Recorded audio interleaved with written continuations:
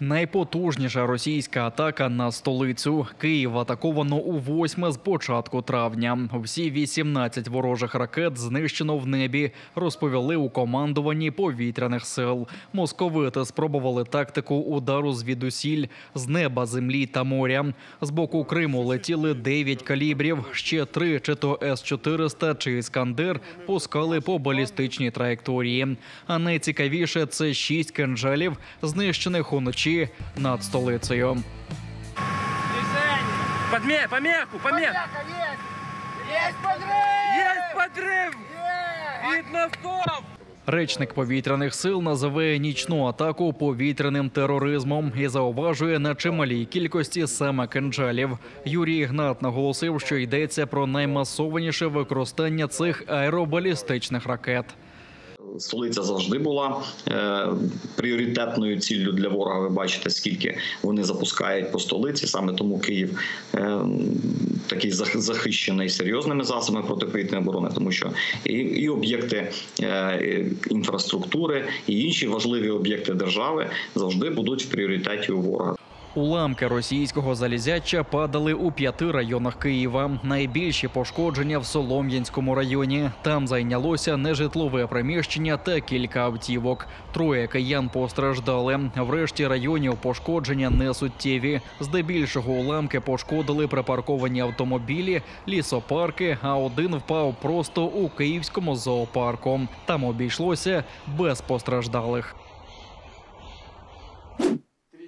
Український наступ під Бахмутом спантеличив росіян. Вони не розуміють, що відбувається, бо вже звітували про загарбання фортеці. Про це заявив командувач сухопутних військ Олександр Сирський бійцям на передовій. Генерал наголосив, що ворог має більше ресурсів, але активна оборона українського війська руйнує його плани.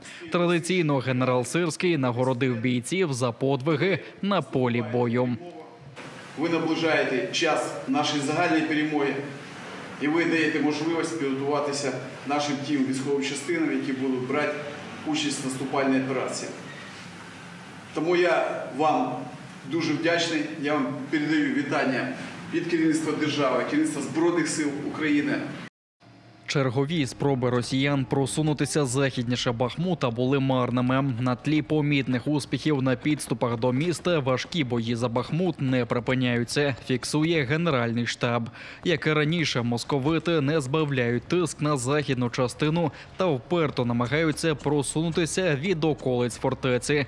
Саме Бахмут і Мар'їнка залишаються в епіцентрі боїв. За даними Генштабу, там відбито ще 150 російських атак. Ксенофобський розгуляй стався в окупованій Євпаторії з вагнерівцями, расизмом і однією ошалілою зет-патріоткою. Жінка хотіла виконати російський гімн, але власники караоке-клубу «Чо-чо» відмовили. Спалахнув конфлікт, а з ним істерики поціновувачки «Русского мира». Почему я не смогла спеть? Потому что это мой муж. Он участвовал в 2 войны в Сирии и СВО. Вы в курсе?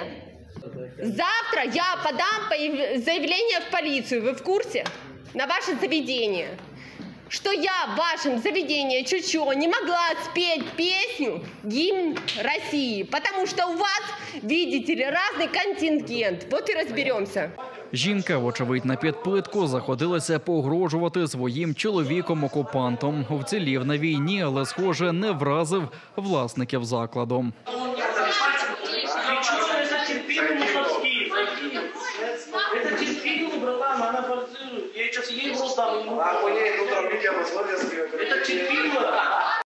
Зауваження до російського окупанта та його знавіснілої супутниці пожвавили поціновувачів «Русского мира». В нескінченних коментарях вони не приховують ненависті до усіх навколо. Винні у всьому, як завжди, кримці.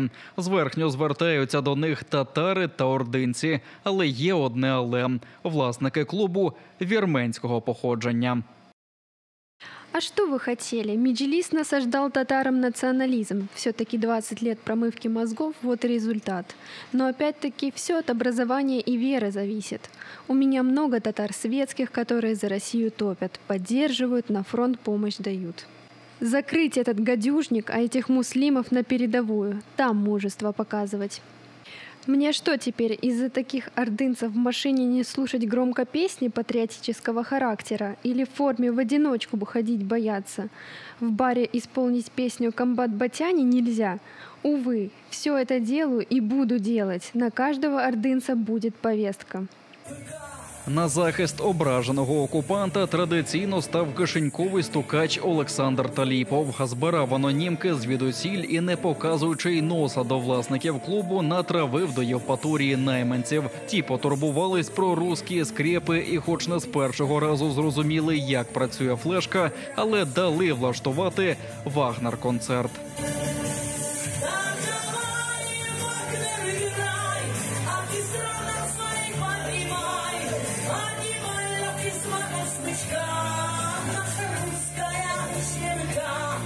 В Криму все частіше відкрито ставлять на місце знахабнілих колонізаторів. У відповідь анонімні погрози, ксенофобія та навіть затримання людей і відеовибачення під примусом. Утім, попри терор, і самі окупанти розуміють, що чим далі більше людей, які після визволення півострова пригадають ворожим посіпакам їхні гріхи.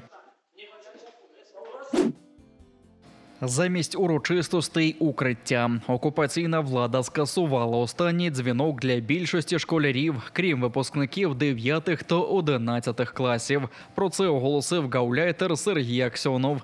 Він закликав проводити лінійки в навчальних приміщеннях і пояснює це нібито заходами безпеки. Ба більше лякає учнів українським наступом та обіцяє укриття у кожній школі. Ще 2 мобільні зупинки укриття встановили у Херсоні. Їх передали благодійники, повідомили в обласній адміністрації Херсонщини. У фонді «Україна. Об'єднані в різноманітності» зібрали кошти, аби допомогти херсонцям уберегтись від російського терору. Місто потерпає від артилерійських обстрілів окупантів. Вони хаотично гатять з лівобережжя по крамницях, торговельних центрах, базарах і лікарнях. Мобільні укриття встановили в одному з людних місць поблизу Херсонського ринку.